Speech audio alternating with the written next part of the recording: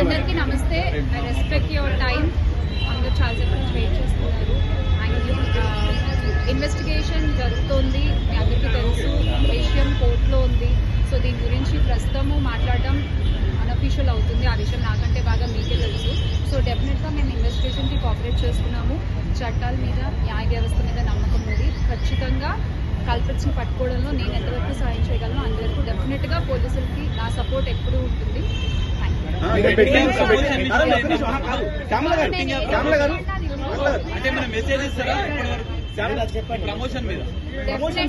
Definite గా ఇది తప్పు. అండ్ ఆ కుటుంబానికి ఎవరైతే నష్టపోయారో వాళ్ళకు కూడా ఖచ్చితంగా ఆ లోటు ఎవరు తీర్చలేనిది.